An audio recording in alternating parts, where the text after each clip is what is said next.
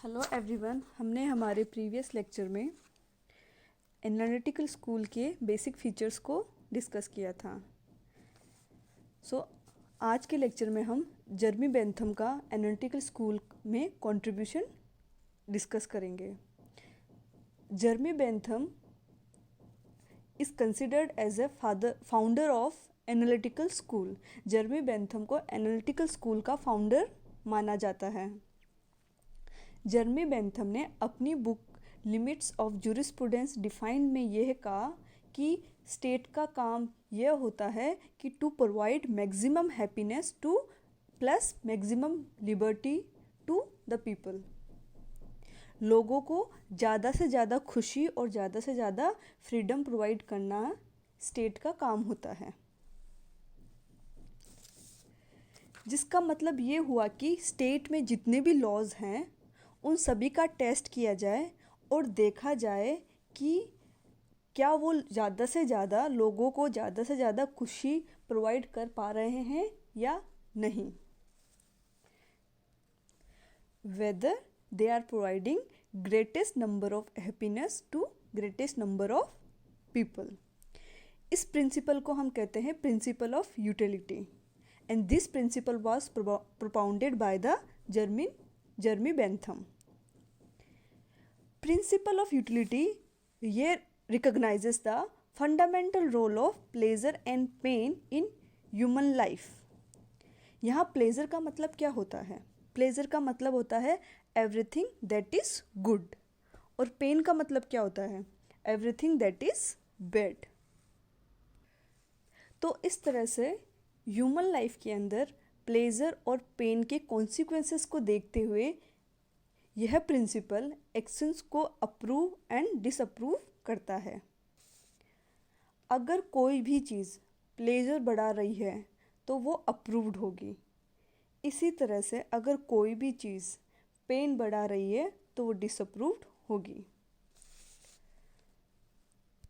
तो इस प्रिंसिपल के अकॉर्डिंग हम प्लेजर एंड पेन को क्वांटिफाइड कर सकते हैं। इसका मतलब हम प्लेजर और पेन को मेजर कर सकते हैं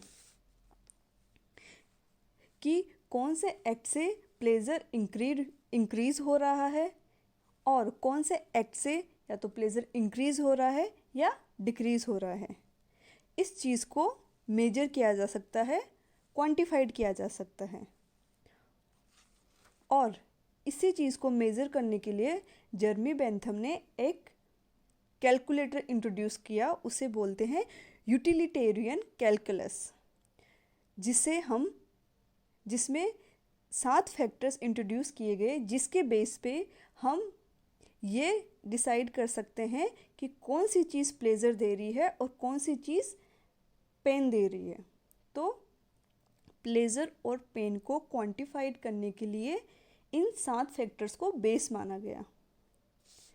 पहला इंटेंसिटी, दूसरा ड्यूरेशन कि प्लेजर का कितना ड्यूरेशन है या पेन का कितना ड्यूरेशन है। सर्टेनिटी, क्या वो फिक्स है या नहीं है।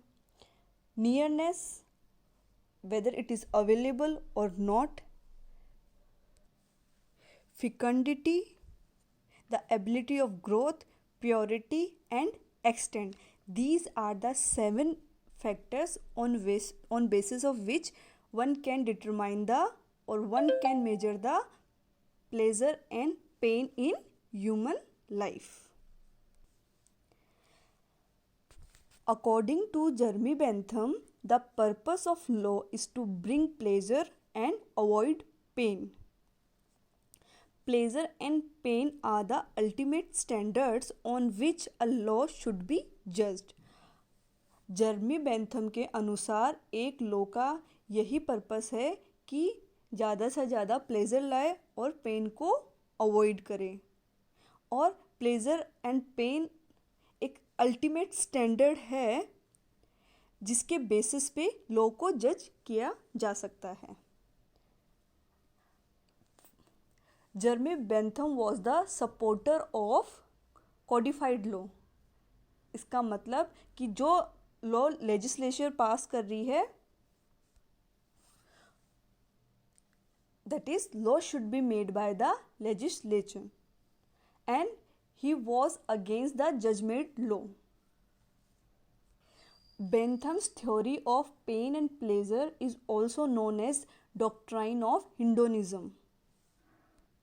फर्दर जर्मी बेंथम ने यह कहा कि ह्यूमन और उसकी फ्रीडम के बीच में जितनी भी हर्डल्स है, जितनी भी मुसीबतें हैं, उनको रिमूव किया जाए, क्योंकि जब लोगों को फ्रीडम या लिबर्टी मिलेगी, आज़ादी मिलेगी, तो वो सब अपने वेलफेयर के बारे में सोचेंगे.